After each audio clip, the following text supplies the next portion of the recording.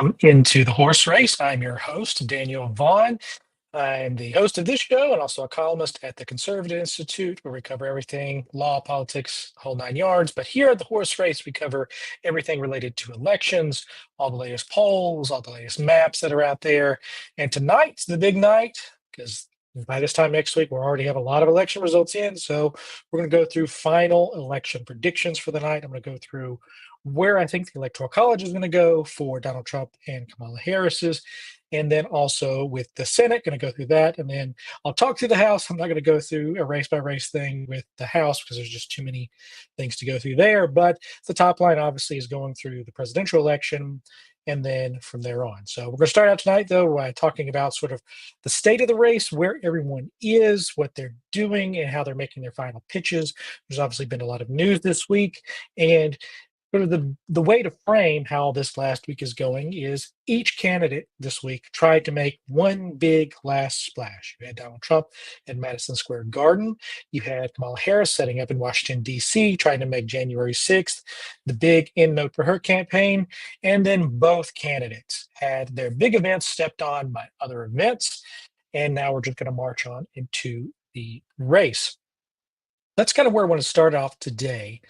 The New York Times has a piece out talking about Biden's gaffes complicate Harris's final stretch, worrying Democratic insiders. So obviously, we've had, as I mentioned, the two big things. You had Donald Trump setting up Madison Square Garden, and a comedian kind of ruined what he was trying to do there.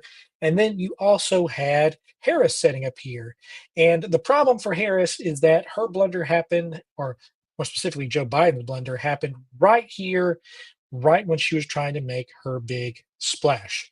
So the night that she's giving her big speech, you have here Joe Biden setting up and calling supporters of Mr. Trump garbage. Now, there's a whole debate about whether or not he was talking about Donald Trump's supporters when he said this. You have a lot of liberals saying that there's an apostrophe in there. I would just say go watch the video and make up your own mind.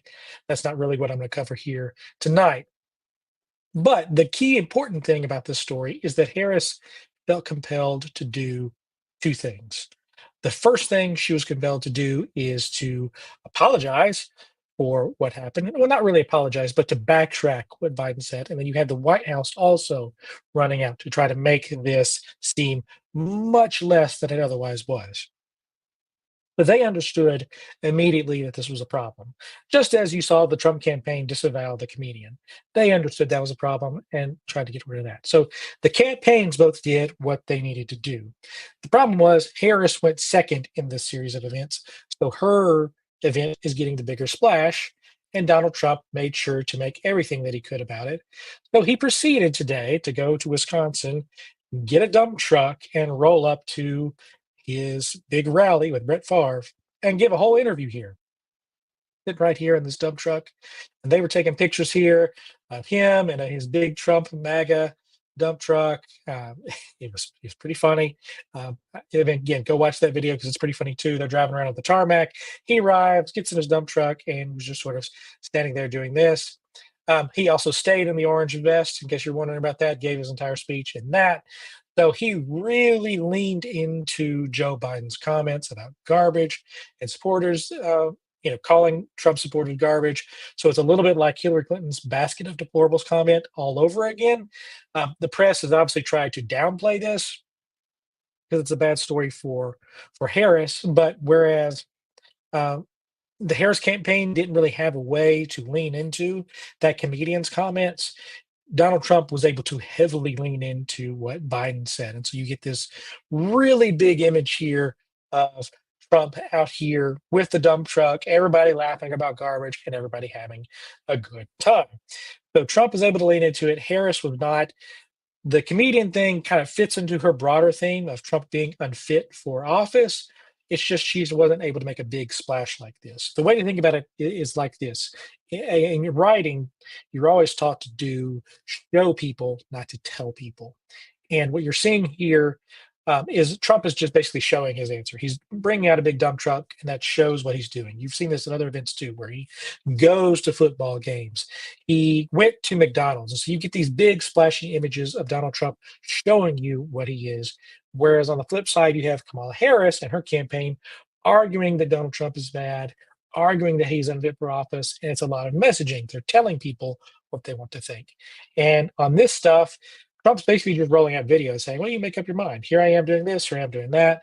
And in writing, this is a very compelling way to tell your story, introduce yourself to people, and make your case. You always want to show people instead of tell people. And that's what Donald Trump is doing right now. So the thing that sort of flipped things around is the Madison Square Garden event and the DC event for Harris. These were supposed to be final closing messages. And instead, I actually think this is the final closing message for both campaigns. You're seeing Trump roll around here in the garbage truck. Harris is trying to respond to that and distance herself from Biden.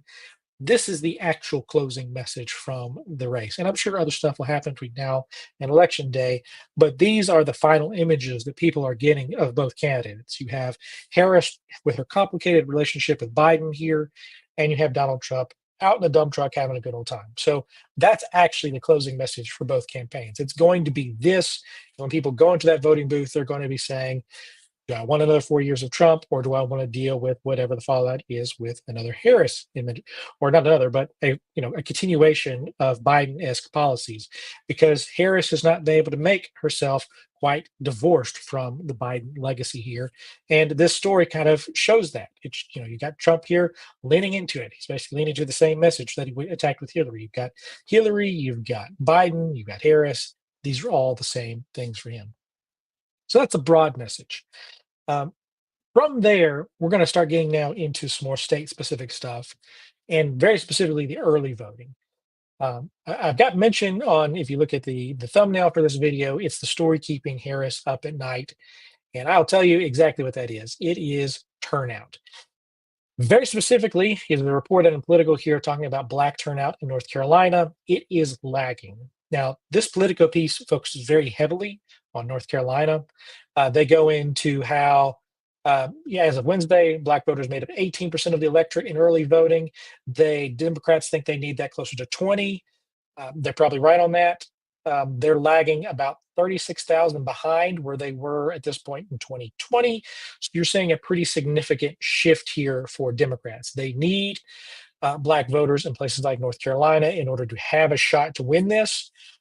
They're not hitting those numbers. Now, the story, what's keeping Harris up at night, and the reason you're seeing her hit cities like Detroit, Milwaukee, uh, all Philadelphia, all these states, is it's not just that Black turnout is down in North Carolina. There are signs that it's down in Georgia, that it's down in Michigan, that it's down in a lot of critical states across the board for Harris. And she is going to have to make this up somehow. You've either got to replace them with white suburban voters or convince Black voters to turn out on election day. So this is a very big demographic problem for her moving forward. Another big problem for her heading in here is that the state of Nevada, and I'm going to get into some of this Nevada's numbers specifically here, but ex-Californians have moved into Nevada. And Politico did a great piece here in their Politico magazine talking about how there are a lot of ex-Californians who hate Harris because they lived in California and know who she was, and they have no intention of voting for her. And they could very seriously flip Nevada. So you've heard, if you follow any of this, you've heard some people talk about there being a different distribution of voters now as opposed to 4 years ago. And that's due to the COVID-19 pandemic. You have people moving out of places like California, out of New York, and they're moving to your Floridas, your Texases. In this case, Las Vegas is a pretty close place to move for a lot of Californians, so a lot of them fled there. So if you didn't want the COVID-19 restrictions that someone like Gavin Newsom had in place, you were moving to someplace maybe close by, like a Nevada. And these voters are now being asked, do you want to put Democrats back in office? And a lot of them are saying no. That's why you're seeing a lot of the Sun Belt states in particular, the states that were more likely to be open during the pandemic, they are showing a lot better signs for Donald Trump as opposed to other states. And it's things like this. So you have lower turnout that's bugging Democrats, and they're hitting this really hard. They're trying to push voters to get out across the board. And then you've got a different electorate that's in some of these states. So the mix of these two things is creating a complicated situation for Harris. And Normally 4 or 5 years, even 8 years ago, if you had the polling numbers that Republicans have now, you would expected sort of a general swing uniformly across the nation. But because people have moved, we don't really have a firm sense of how some of these states are going to shift on election day. We just know that there are things like this. You have people in Nevada there who weren't there 4 years ago, and they've moved because of political reasons. And they're having a reaction now in the race. One other thing that to keep an eye on here is New Hampshire. Um, Donald Trump's not going to campaign in New Hampshire because it would be a bad idea for him to campaign in New Hampshire. But Republicans have, on average, around a 2 point lead in most of the latest polls I've seen in the governor's race in New Hampshire. And there's a possibility that you could see the state level Republicans pull Donald Trump across the finish line here, and you've got Bill Clinton going to campaign here on behalf of Kamala Harris, and this is sort of an instance where neither of the major candidates is going to make a late stop here. Kamala Harris made a stop in September, which was sort of interesting for everyone involved. That one of her early campaign stops was New Hampshire, not really thought of as one of the swing states.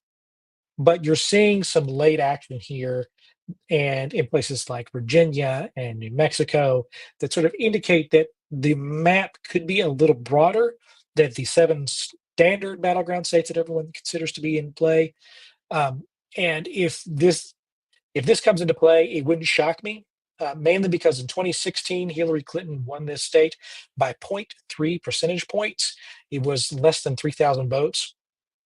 But it just would not be shocking to see the state flips, particularly if Trump is able to return this state to more of a 2016 style election as opposed to a 2020 election. So in 2020, you saw these states go wildly off the board because Democrats and independents, they both sided against Trump and went with Biden. You're seeing a reverse version of this, and we're back towards a more 2016 style electorate in some of these places. The people living in New Hampshire are not going to be quite as different as what you would expect in some of the Sun Belt states where people moved, but you are seeing the potential here. And so it wouldn't shock me if this race kind of enters the day. So when we first start getting results, if we start seeing some close early things like in Virginia and New Hampshire, because in 2016, Virginia was very difficult to call. We had to wait till Northern Virginia started bringing in its votes. A similar thing could happen with New Hampshire. If it's anywhere like it was in 16, you could see this state come online. And with Bill Clinton going there, that suggests that the Harris campaign is trying to make sure they've battened down everything, they've nailed down everything that they can, because you don't want to lose a random state like this, which could cut off your capacity to win the Electoral College. Because right now, her best bet is through the Rust Belt, as the Sun Belt is kind of fading away from her. And if she loses a random state like New Hampshire, well, then her pathway forward kind of collapses. So she's got to hold all of these potentially extra states for Trump and make sure she can hammer her way through in the Rust Belts. That's sort of the main stories driving things here.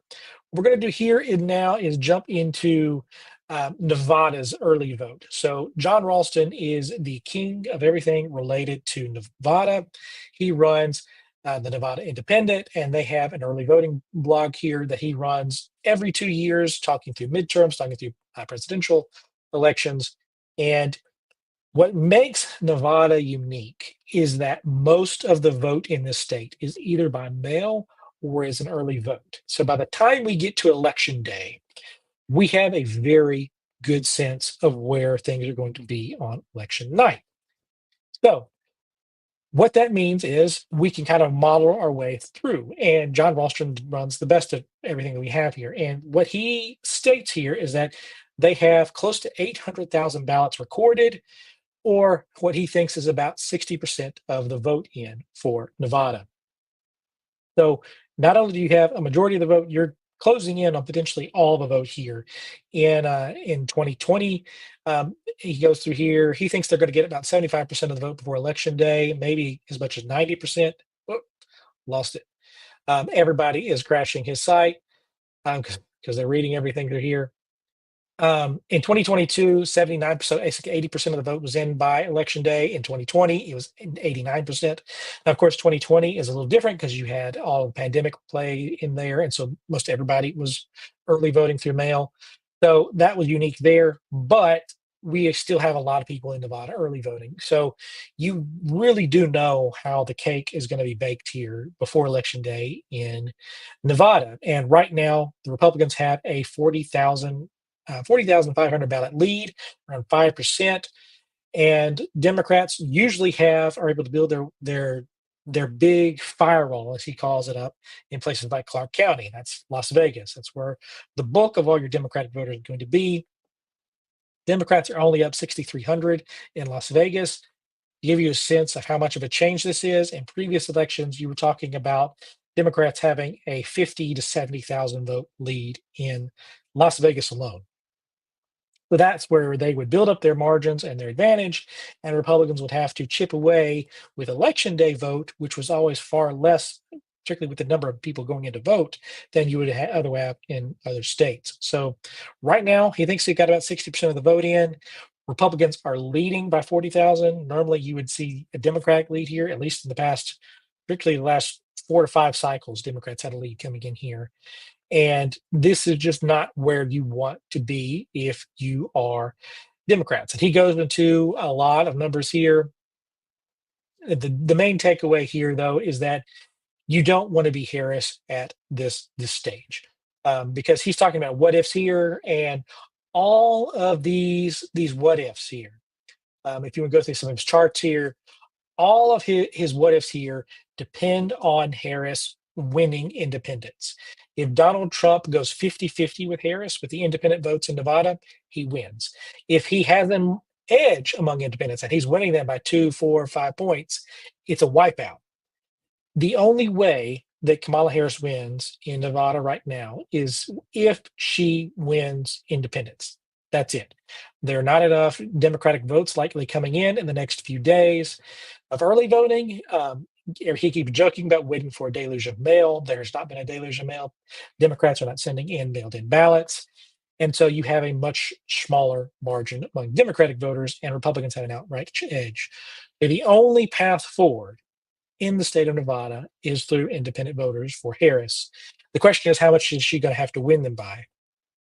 A lot of Ralston's assumptions go with, you assume both parties hold, both candidates hold their base by around 90%, and then from there, things kind of spread out from there.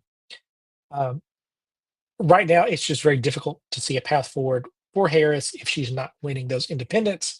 And a lot of the national polls suggest that she is struggling with that group, because this is not a group that she can afford to just kind of maybe have a small lead in. She's got to win by 4 or 5 points to have a shot in Nevada. And the reason this is important is you can look at a state like Nevada and say, okay, we're seeing, the reports that we're seeing in places like North Carolina, Georgia, and some of the other places where Democratic voters are not showing up. We're seeing that play out in the early vote in a place like Nevada. And so it's not just reporting that from the campaigns that they're having a turnout issue, it's hard data. And you can look at this and say, okay, if Democrats have this issue here, they probably have it elsewhere. And so, because of this turnout, this is why Republicans are very, very confident about the Sun Belt states. It's going to be your Nevada, your Arizona, your Georgia, your North Carolina, everything in the South here.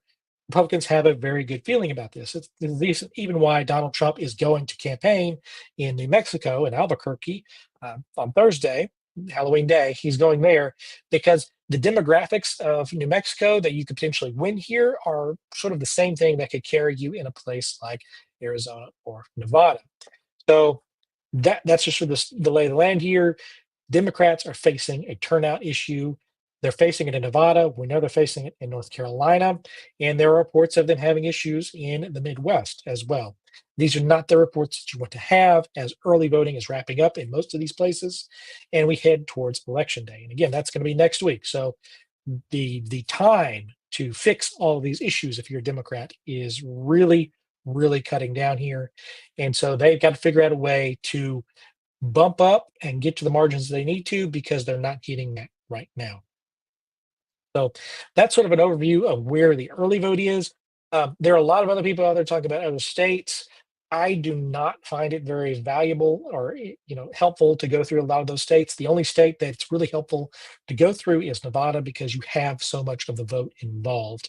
In a lot of these other states, you don't get a full picture of what you're getting in a lot of these places. So Nevada is really the only one, just because you're missing so much of the picture in a lot of these other states. So you can get a lot of good Republican porting out in some of those other places, but Democrats are also claiming they're doing well out there. So it's sort of a wash.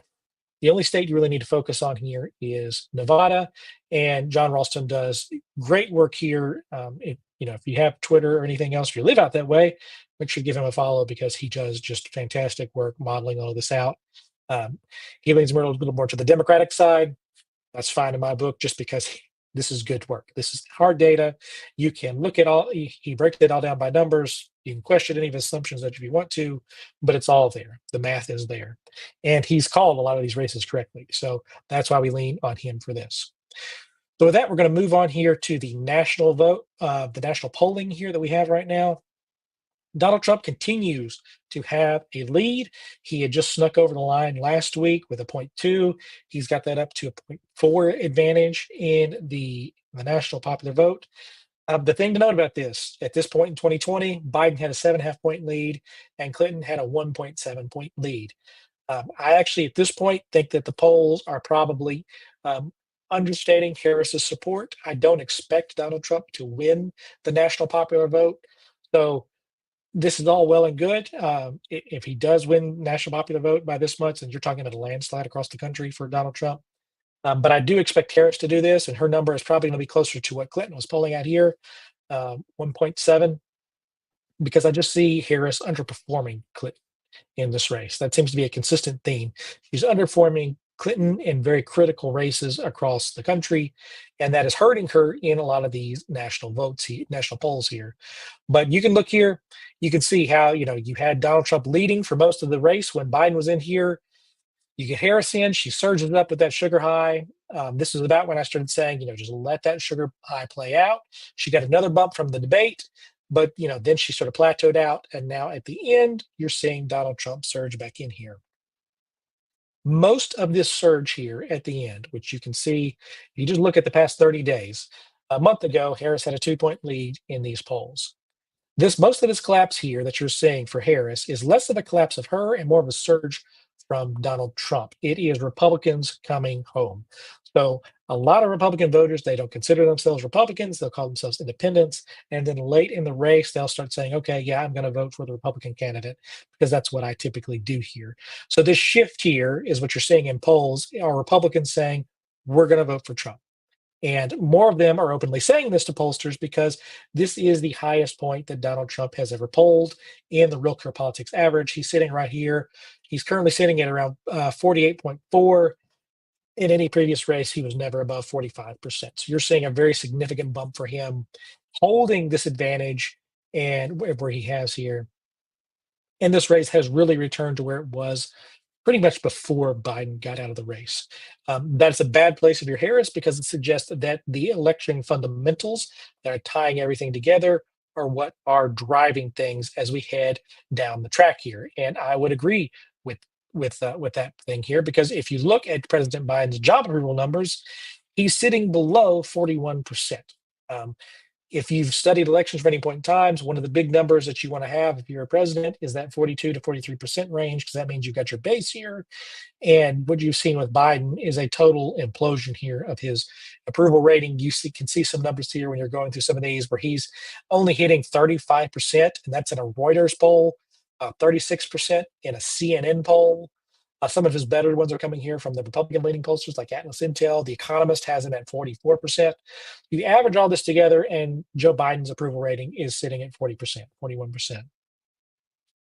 In any other race, and you can look at the right track, wrong track. Most people believe that we're heading in the wrong track as a country. If you took the wrong track and you looked at the president's job approval rating and it was this low, you would say one thing. Well, if that's where the president is standing, then the country is probably going to go in the opposite direction here.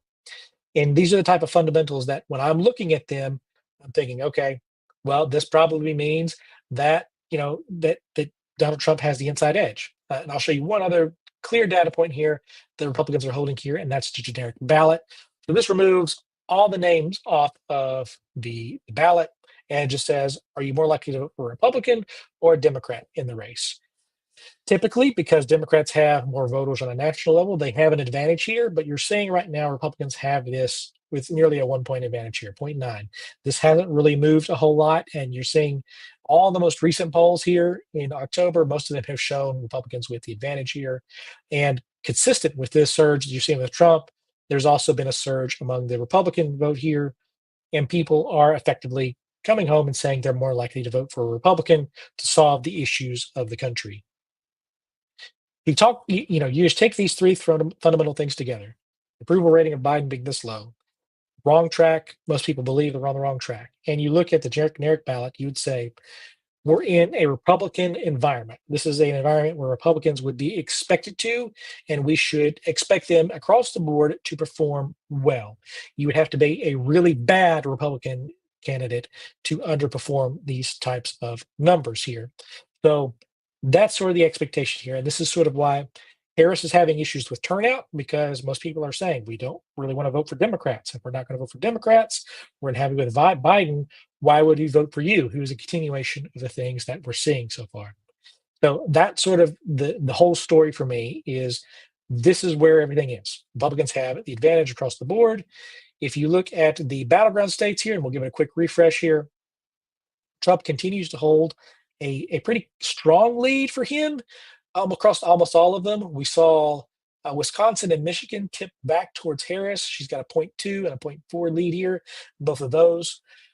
And again, when in Nevada here is a 0.5. Really and truly, though, these are all toss-ups. If you're under a point, if you're under a half a point in all these states, it's truly a toss-up, and it can go either way because all sorts of variables are going into play here. So there's probably also a little bit of a pollster hurting here because it is safe right now if you're a pollster to say that the race leans between a Harris +1 and a Trump +1 or a tie. You can say that, and people are like, well, yeah, everybody's saying that. It's a tie race, it's a toss up.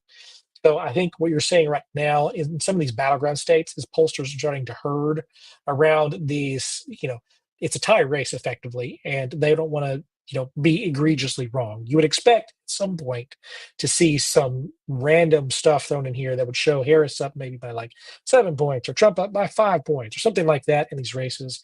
You're not really getting that. You're getting more of these narrow margin things. And so this is the truest definition of a toss up, and pollsters are sort of leaning that way. But again, if you have a toss up, you want to be the party that has the underlying advantages. You want to have those fundamentals behind you because those are going to be the things that are going to push you across the finish line when you're trying to do everything else. So that's where we are in the polling. That's where we are in the election fundamentals. So from there, I'm going to jump right now into the predictions. So this is where I think the map is going to be at the end of election night. I do think Donald Trump's going to win this race because of the turnout problems and because of the election fundamentals underneath it.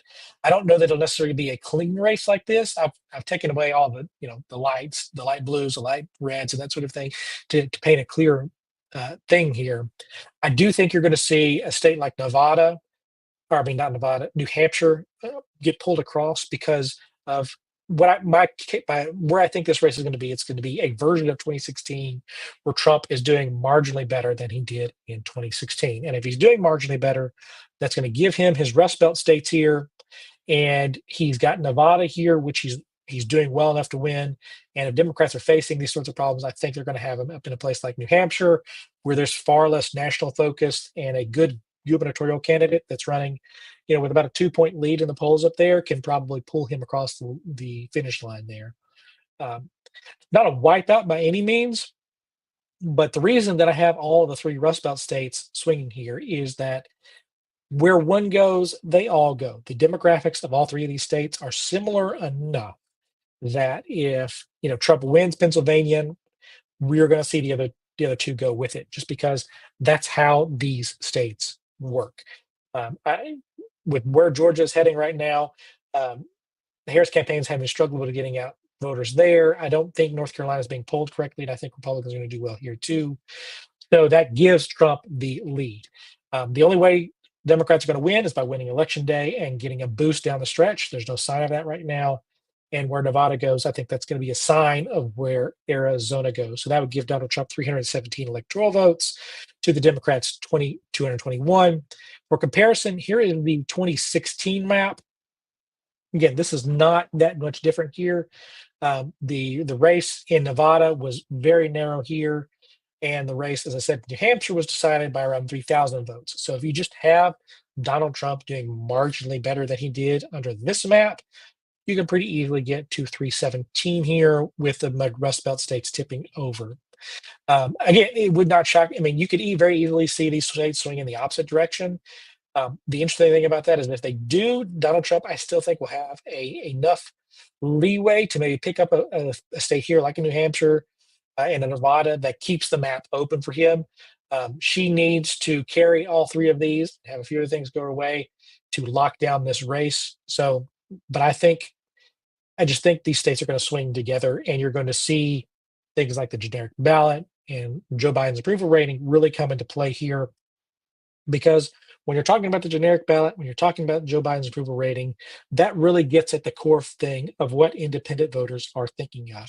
Independent voters who don't like Biden by any stretch of the imagination, and they think the country is going on the wrong track, and they're more likely right now to vote for Republican.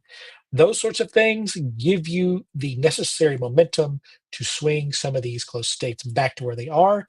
My entire thesis for this race is that all you have to do is switch about 100,000 votes, maybe less, back towards Trump, because that's all that happened in 2020. You had small margins swing one way and then the other in both of the 2016 and 2020 races.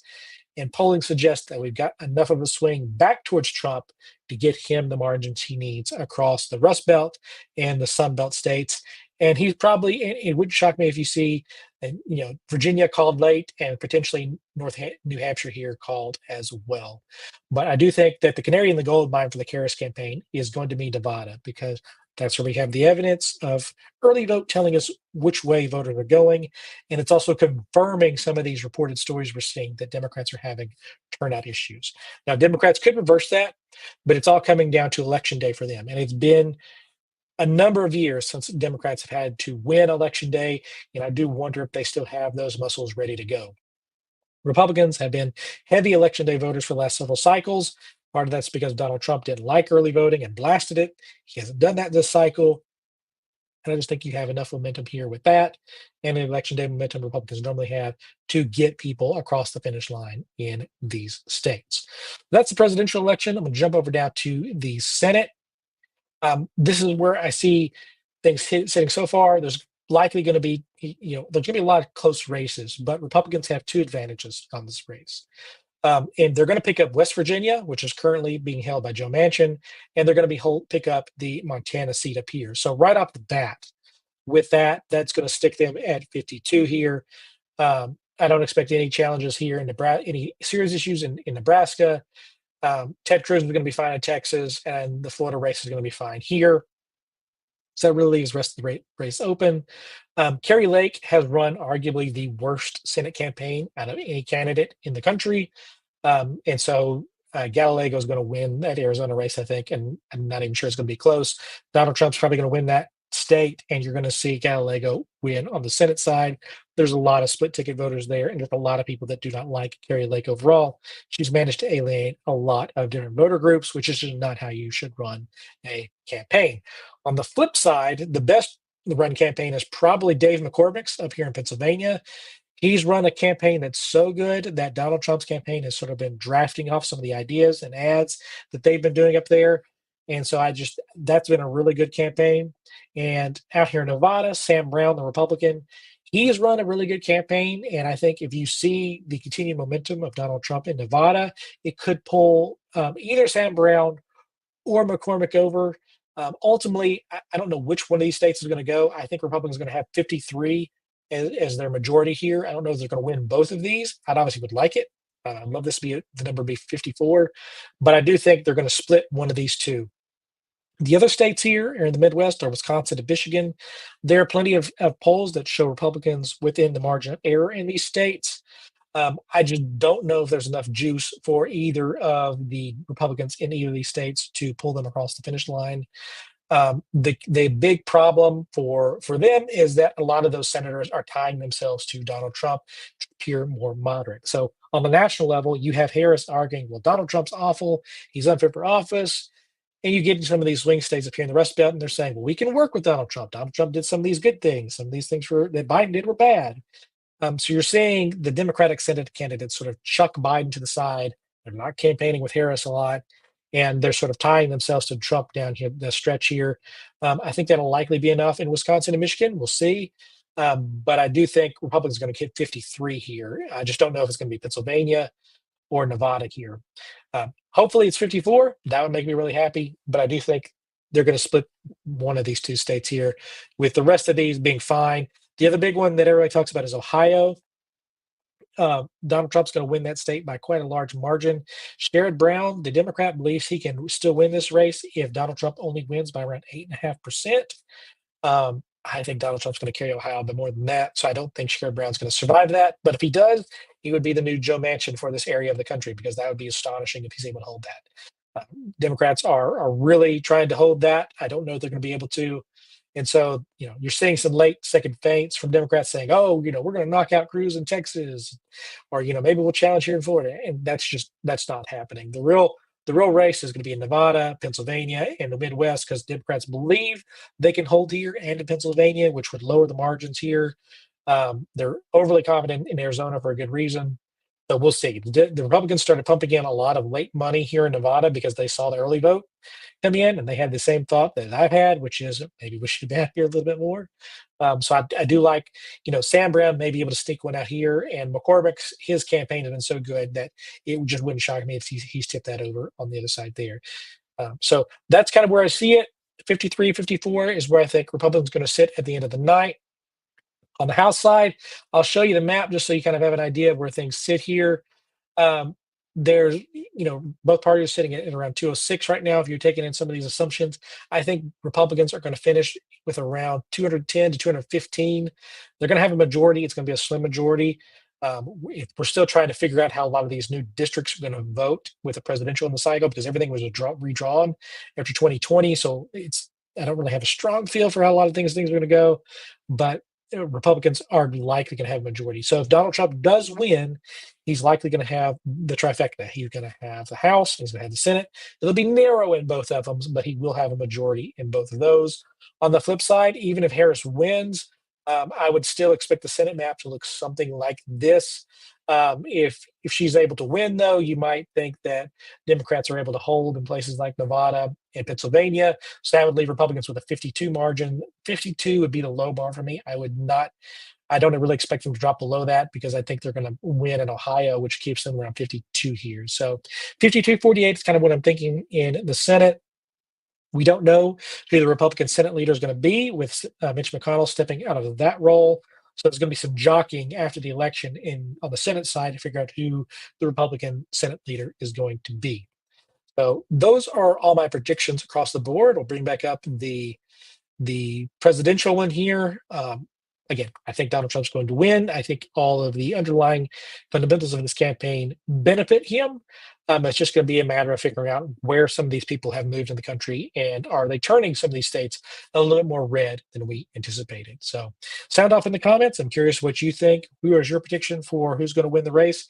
Who you think your state's going to flip for?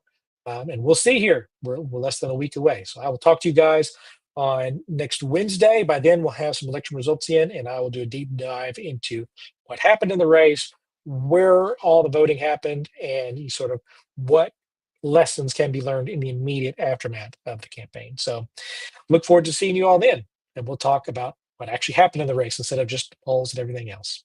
I'll talk to you guys later.